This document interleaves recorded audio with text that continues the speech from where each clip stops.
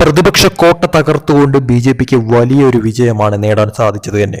സഹകരണ ബാങ്കിലെ management committee തെരഞ്ഞെടുപ്പിലാണ് BJP ഈ ഒരു വിജയം നേടിയിരിക്കുന്നത്. യു.പിയിൽ അതായത് 14 ഡയറക്ടർ സ്ഥാനങ്ങളിലേക്ക് 13 ബി.ജെ.പി അംഗങ്ങൾ നാമനിർദ്ദേശ പത്രിക സമർപ്പിച്ചിരുന്നു. ഓരോരുത്തർക്കും നാമനിർദ്ദേശ പത്രിക മാത്രമുള്ളതിനാൽ ഈ തെരഞ്ഞെടുപ്പിൽ ബി.ജെ.പി എതിരില്ലാതെ 13 സീറ്റുകളും വിജയിച്ചിരിക്കുന്നു എന്ന വാർത്തയാണ് പുറത്തു വന്നത്. ബി.ജെ.പി വീണ്ടും അധികാരത്തിൽ വരികയും ചെയ്തു. എന്നാൽ മറുവശത്ത് വളരെ കാലം അധികാരത്തിൽ ഉണ്ടായിരുന്ന എസ്.പിക്ക് ഒരു നാമനിർദ്ദേശ പത്രിക പോലും സമർപ്പിക്കാതെ പിൻവാങ്ങി എന്നുള്ളതാണ് ഏറ്റവും ഹൈലൈറ്റ് ആയിട്ട് കാണേണ്ട ഒരു കാര്യമെന്ന് പറയുന്നത്. അതായത് 14 ഡയറക്ടർ സ്ഥാനങ്ങളിലേക്ക് ഒരു സീറ്റിൽ പോലും നാമനിർദ്ദേശ പത്രിക പോലും സമർപ്പിച്ചില്ല എസ്.പി.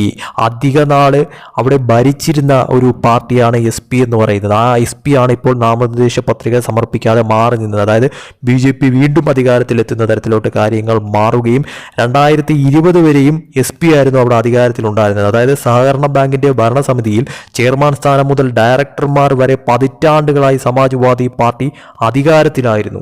ആ സംസ്ഥാനത്ത് അധികാര മാറ്റത്തിന് ശേഷം 2020 നടന്ന തെരഞ്ഞെടുപ്പുകളുടെ നിറം മാറുകയായിരുന്നു. കടുത്ത പോരാട്ടത്തിന് ശേഷം 2020 ബി.ജെ.പി ഒടുവിൽ അധികാരത്തിൽ വിജയിച്ചെത്തുകയായിരുന്നു.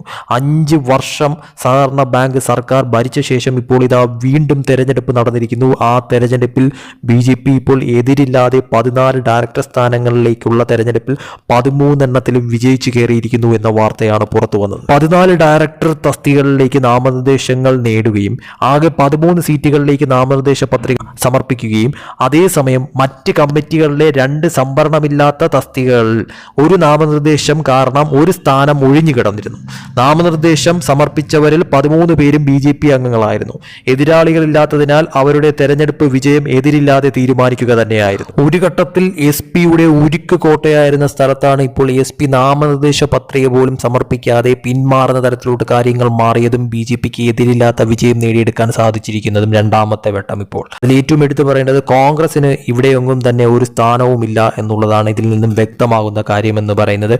എസ്.പിക്ക് പോലും അവിടെ ഒരു തരത്തിലും നേട്ടമുണ്ടാക്കാൻ സാധിക്കാത്ത രീതിയിൽ കാര്യങ്ങൾ മാറുകയും നാമനിർദ്ദേശ പത്രിക പോലും സമർപ്പിക്കാതെ അവർ പിന്മാറുന്ന തലത്തിലോട്ട് കാര്യങ്ങൾ മാറിയതും തീർച്ചയായിട്ടും ബി.ജെ.പിക്ക് ഗുണകരമായി മാറുന്ന തരത്തിലോട്ട് കാര്യങ്ങൾ മാറുകയും അവിടെ കൂടുതൽ ശക്തി പ്രാപിച്ചുകൊണ്ട് ബി.ജെ.പി വീണ്ടും അധികാരത്തിൽ എത്തുന്ന തരത്തിലോട്ട് കാര്യങ്ങൾ മാറിയതും തീർച്ചയായിട്ടും ബി.ജെ.പിയെ സംബന്ധിച്ചിടത്തോളം വലിയൊരു നേട്ടമുണ്ടാക്കിയ ഒരു കാര്യം തന്നെയാണ് ഈ ഒരു തെരഞ്ഞെടുപ്പിൽ എന്ന കാര്യത്തിൽ യാതൊരു സംശയവുമില്ലാതെ പറയാൻ സാധിക്കുന്ന ഒരു കാര്യം തന്നെയാണ്.